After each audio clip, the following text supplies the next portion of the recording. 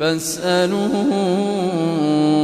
أهل الذكر إن كنتم لا تعلمون. الحمد لله رب العالمين والصلاة والسلام على أشرف الأنبياء والمرسلين نبینا محمد وعلى آلہ واصحابہ اجمعین اما بعد. یہ بہت اہم ویڈیو ہے علماء کے لیے بھی، عوام کے لیے بھی، سب کے لیے بھی. اسی لیے میں شروع سے ہی آپ تمام سے کہہ دیتا ہوں کہ اس ویڈیو کو لاسٹ تک دیکھیے. ہمارے معاشرے میں علماء کو پرکھنے کا بڑا عجیب طریقہ لوگوں نے تیار کر کے رکھا ہے. لوگ سمجھتے ہیں 5000 کی گھڑی ڈال لیا، واسکٹ پہن لیا، شو ساکس پہن لیا، بڑی شیروانی پہن لیا، لوگ سمجھتے ہیں بڑا عالم دین. یاد رکھیے کسی بھی عالم کے علم کو اس کے کپڑوں سے پہچانا نہیں جاتا. یاد رکھیے کسی بھی عالم کے علم کو پہچاننا ہو کپڑے میں، گھڑی میں، ٹوپی میں، کپڑوں میں نہیں ہوتا. اس کے عالم کے علم کو پہچاننا تو اس کے علم میں دیکھو، عمل میں دیکھو، اس کے اندر تقوی کتنا ہے دیکھو، امت کا درد کتنا ہے دیکھو، نبی کریم صلی اللہ علیہ وسلم کی سیرت سے کتنا واقف ہے دیکھو. تو لہذا ہمارے معاشرے میں ہم دیکھتے ہیں کہ کچھ لوگ جب تقریر کرتے ہیں تو آیت نمبر بولتے ہیں، قرآن کی آیت کا سورہ نمبر، آیت نمبر اور سب کچھ اس کا ہم نے بولتے ہوئے دیکھا ہے. احادیث نمبر بولتے ہیں اور ہر جگہ حدیث نمبر وہ الگ الگ رہتا ہے.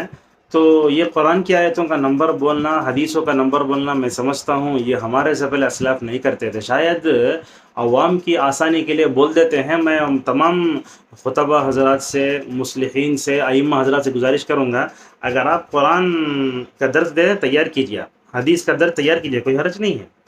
تو اس میں ایک اور بات اور ایک بھی ہے، جو عالم دین اگر قرآن کی آیت کی تفسیر لکھ کے لایا، حدیث لکھ کے لایا تو لوگ اسے لو لیٹر بولتے ہیں. نعوذ باللہ، آپ مذاق اڑا رہے ہیں قرآن حدیث کا.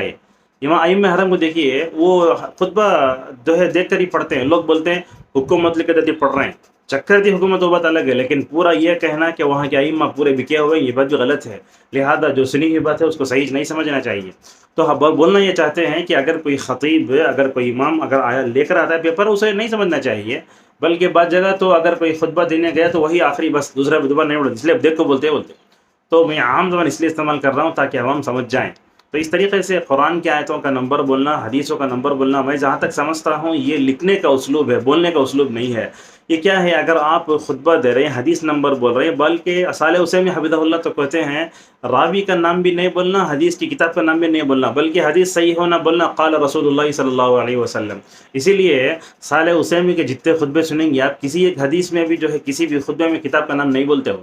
اور میں نے خود عبدالباری صوبیدی حفظہ اللہ کو سنا ہے، جب بھی خطبہ دیتے قال رسول اللہ بولتے، بس. دوسرے علماء بولتے ہیں متفق علیہ.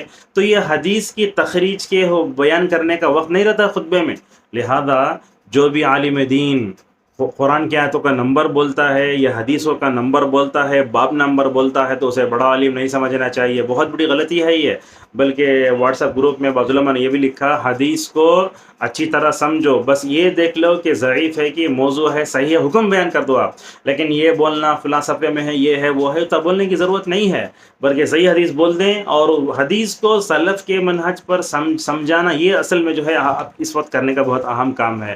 چونکہ سلسلۃ الاحادیث صحیح کا درس دے رہا تھا میں، تو اس درمیان میں یہ چیز آئی، تو بہت دنوں سے سوچ رہا تھا کہ یہ امت کے سامنے پیش کریں. بہرحال اس ویڈیو کا پورا خلاصہ یہ ہے کہ قرآن کی آیتوں کا نمبر بولنا، حدیثوں کے جو ہے نمبر بولنا، یہ لکھنے کا منہج طریقہ ہے، بولنے کا طریقہ نہیں ہے.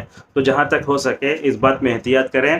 اور امت کے بڑے علماء جو بتاتے ہیں اپنے تجربات سے، اپنے اسلاف کا عمل، وہ اس کو جو ہے سامنے رکھ کر ہم عمل کریں. اللہ تبارک و تعالی ہم سب کو خطبات میں، دروس میں ہمارے صحابہ کرام کا اور تابعین کا، اسلاف کا جو منہج تھا اس کو اپنانے کی توفیق عطا فرمائے. اللہ تعالی ہم سب کو خشیت والی زندگی، تقوی والی زندگی بتائے، گزر توفیق عطا فرمائے.